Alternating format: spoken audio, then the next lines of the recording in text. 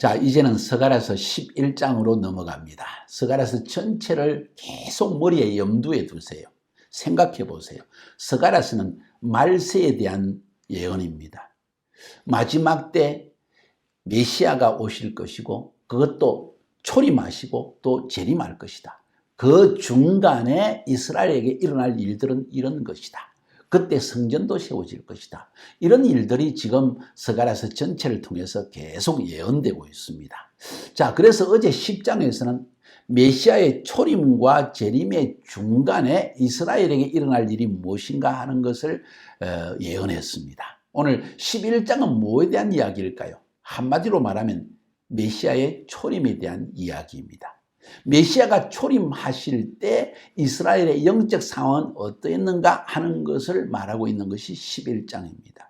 메시아는 초림하셔서 심지어 참 목자로 오셨지만 죽임을 당할 것이다 하는 이야기가 기록되어 있습니다. 그래서 11장을 읽어보면 목자들에 대한 이야기가 많이 나옵니다. 양떼들에 대한 이야기도 많이 나옵니다. 목자, 참 목자 예수 그리스도, 거짓 목자인 이스라엘의 종교 지도자, 정치 지도자들, 양떼 이스라엘 백성들의 상황, 이런 것들이 계속 나오는 것이 11장입니다. 그러니까 이 11장의 예언은 지금으로부터 2000년 전 예수님이 이 땅에 오셨을 때의 영적 상황이 어떠했는가를 말해주고 있고, 그때 예수님은 메시아로서 참 목자로서 오셨고 그때 수많은 거짓 목자들이 있었다. 그것은 대제사장, 종교 지도자, 바리새인들, 서기관들 뿐만 아니라 또 헤롯과 같은 종교 지도자들, 이런 사람들이 악을 행하고 있었다.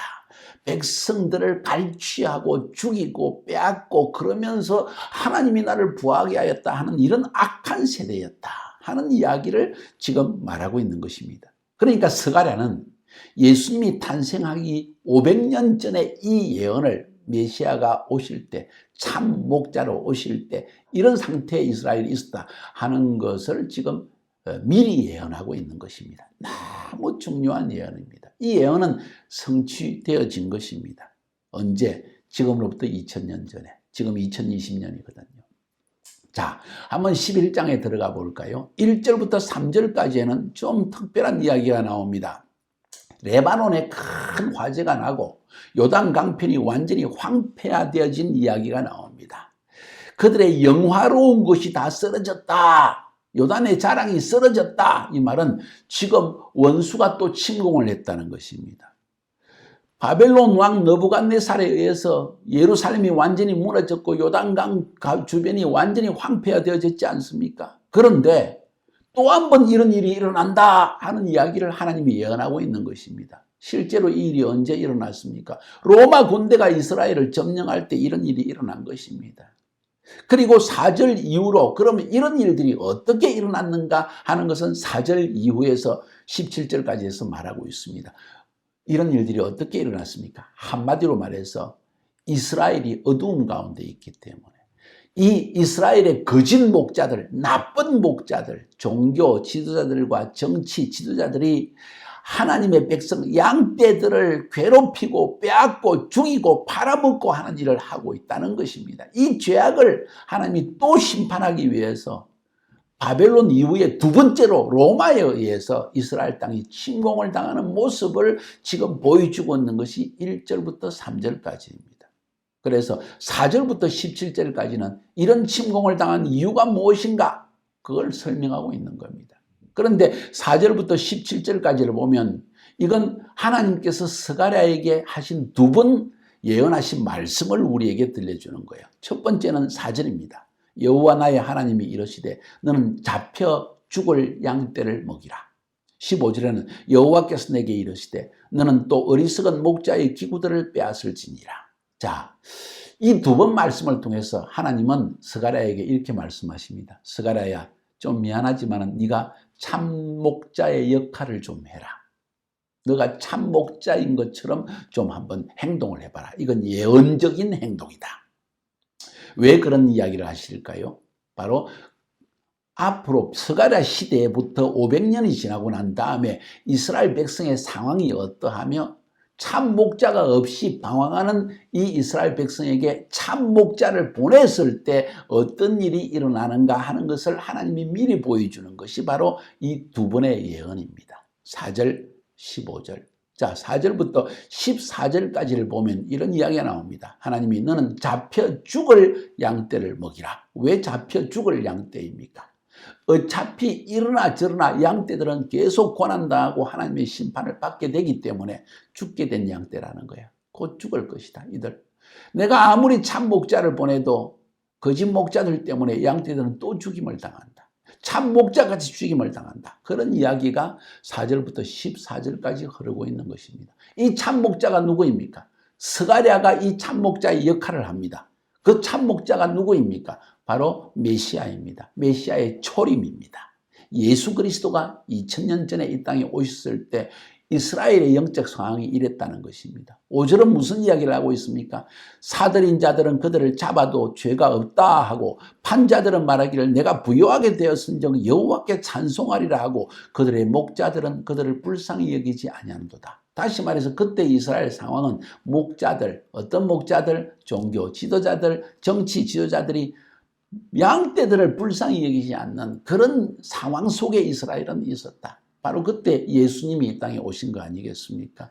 6절에서는 여호와께서 그래서 말합니다. 내가 다시는 이 땅 주민들을 불쌍히 여기지 아니하고 그 사람들을 각각 그 기웃의 손과 임금의 손에 넘기리니 이방 민족이 침공하게 만들어내겠다는 겁니다. 그들이 이 땅을 칠지라도 내가 그들의 손에서 건져내지 아니하리라.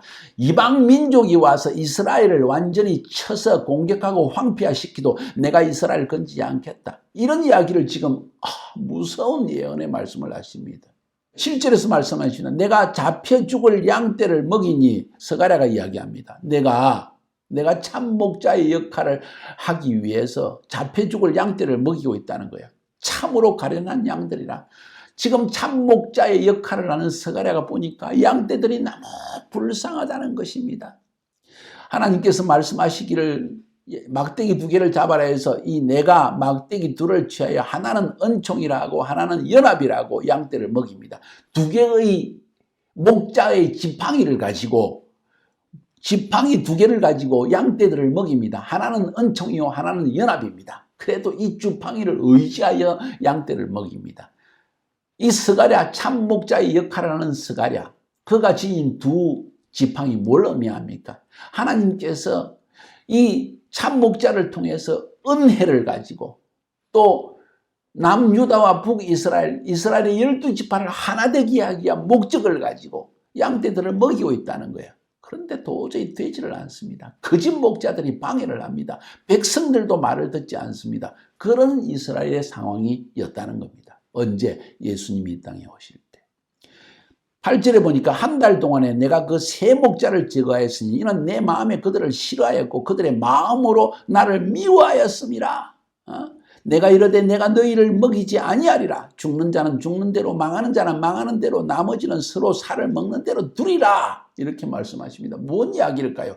한 달 동안에 세 목자를 제거하였다는 말의 의미가 뭘까요?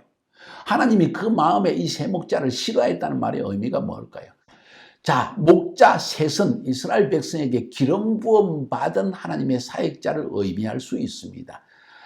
구약시대에 기름 부음 받은 세 목자는 왕과 선지자와 그리고 제사장이었습니다.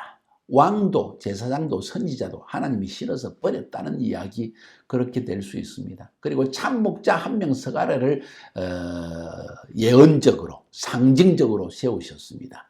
이 스가랴 참 목자의 역할을 하는 스가랴는 예수 그리스도를 상징하는 것입니다. 그래서 예수 그리스도가 오셔서 이 세 목자가 다 사라진 이스라엘을 지금 먹이고 있는 거예요. 하나님이 세 목자를 다 버렸다는 것입니다. 세 목자 누구입니까? 왕과 선지자와 그리고 제사장입니다. 이스라엘에 왕도 없고 예언자도 없고 제사장도 없는 그런 완전히 영적으로 황폐한 상태에 빠지게 된 것은 하나님이 버리셨기 때문이다. 왜 버리셨는가? 목자들이 나쁜 짓을 하니까. 양떼들도 그 말을 듣지 않으니까. 그런 이야기를 지금 하고 있는 거예요. 그래서 이 목자들은 계속 양떼들을 잡아먹고 팔아먹고 했기 때문에 하나님이 싫어서 그들을 버렸다는 이야기를 하고 있습니다. 그 상태가 너무 오래되었기 때문에 10절에 보니까 은총이라는 막대기를 취하여 꺾었으니, 막대기 두 개가 있는데 하나는 은총이고 하나는 연합이라고 했지 않습니까? 은총, 은혜라는 것입니다. 하나님이 불쌍히 여긴다는 겁니다. 그 불쌍히 여기는 막대기를 꺾어버렸다. 이 말은 이제 불쌍히 여기지 않겠다는 이야기입니다. 다시 말해서 하나님께서 아브라함을 통하여서 또 모세와 함께 시내산에서 맺었던 피의 언약을 완전히 버리겠다, 이런 이야기를 하는 것입니다. 자, 11절에 그날에 곧 폐함에 언약을 폐하니까 내 말을 지키던 가련한 양들은 이것이 여호와의 말씀이었던 줄을 아니라. 이게 뭔 이야기일까요? 대개 이렇게 해석합니다. 예수님이 오실 때 예수님은 12제자를 준비시키시고 예수님을 따르는 많은 제자들이 있었습니다. 이들이 바로 가련한 양들입니다. 그리고 예수님의 입술을 통하여 곧 이스라엘이 망할 것이다, 적군이 침공하여 예루살렘이 돌 하나도 남지 않고 다 무너질 것이라는 것을 그들은 알게 되었다는 이야기입니다. 저는 그렇게 해석을 합니다. 많은 성경학자들도 그렇게 해석합니다. 하나님께서 은혜를 거두어 가셨구나 하는 것을 미리 아는 사람들이 있었는데 예수의 제자들이었다. 메시아의 제자들이다. 12절에 내가 그들에게 이르되 너희가 좋게 여기던 그 품삯을 내게 주고 그렇지 아니하거든 그만두라. 그들이 곧 은 30개를 달아서 내 품삯을 삼은지라. 여호와께서 내게 이르시되 그들이 나를 헤아린 바 그 삭을 토기장이에게 던지라 하시기로 내가 곧 그 30개를 여호와의 전에서 토기장이에 던지고 내가 또 연합이라는 둘째 막대기를 꺾었으니 이는 유다와 이스라엘 형제의 어리를 끊으려 함이었니라. 무슨 이야기입니까? 지금 토기장 이야기, 은 30개 이야기. 자, 그리고 그 목자의 싹스를 은 30개를 주고 팔았다 하는 이야기. 이 뭔 이야기일까요?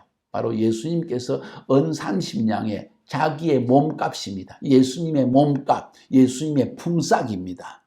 가룟 유다가 대제사장에서 은 30개를 받고 예수님을 팔아먹어버립니다. 자, 그 이야기를 지금 하고 있는 것입니다. 다시 말해서 스가랴는 선한 목자의 역할, 메시아의 역할을 했습니다.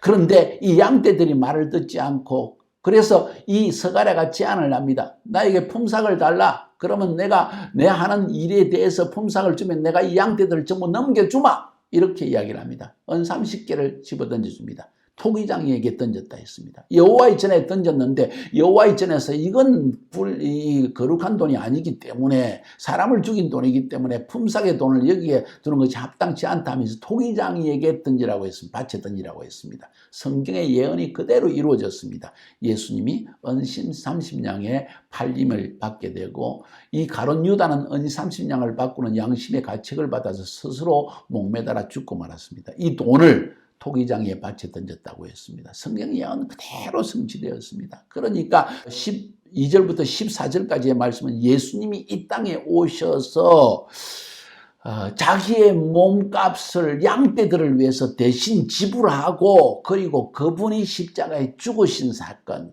그것을 지금 그대로 이야기하고 있는 것입니다. 메시아의 초림에 대한 이야기를 스가랴는 이렇게 예언하고 있는 것입니다. 자, 15절부터 17절까지 한 이야기는 무엇입니까? 너는 어리석은 목자의 기구를 빼앗을지니라. 뭔 이야기입니까?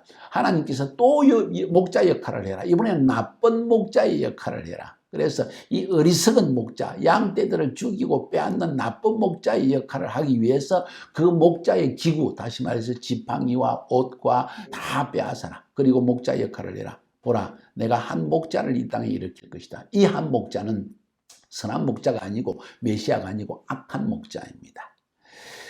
이 악한 목자는 마음에 이 양떼들을 생각하는 마음이 없습니다. 흩어진 자를 찾지도 않고 상한 자를 고치지도 않고 강건한 자를 먹이지도 않고 오히려 살진 자의 고기를 먹고 그 굽을 찢어버리는 악한 목자다. 그래서 하나님께서 말씀하시기를 17절에 화 있을진저 양떼를 버린 이 못된 목자여, 칼이 그의 팔과 오른쪽 눈을 내리니 그의 팔이 아주 마르고 그의 오른쪽 눈이 아주 멀어버릴 것이다. 하나님께서 심판하신다는 이야기입니다. 자, 이건 이 나쁜 목자는 뭘 의미할까요? 마지막 때 일어나는 것일까요? 예수님 때 성취되는 것일까요? 정확하지는 않습니다. 그러나 어떤 성경학자는 그런 이야기를 합니다. 예수님이 돌아가시고 난 다음에 악한 목자가 일어나는데 헤롯 아그리파 2세라고 합니다.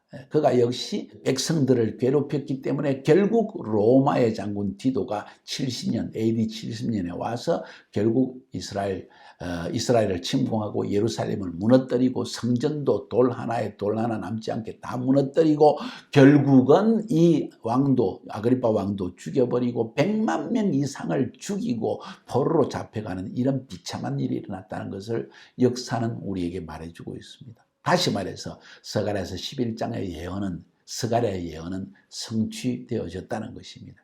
1절부터 3절까지 오늘 나오는 이 내용은 바로 이러한 로마의 침공에 대한 이야기가 아닌가 하고 되게 생각을 하고 있습니다. 자, 중요한 것은 12절부터 14절까지 해서 메시아의 초림에 대한 이야기였다. 토기장이에 은 30개를 던져넣고 그 몸삭을 받고 죽게 된 이 참목자에 대한 이야기, 그것이 바로 11장입니다.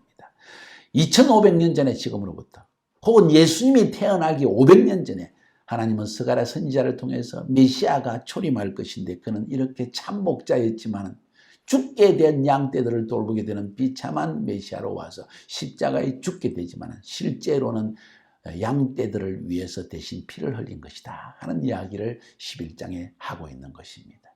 승리하시기를 주님의 이름으로 축복합니다.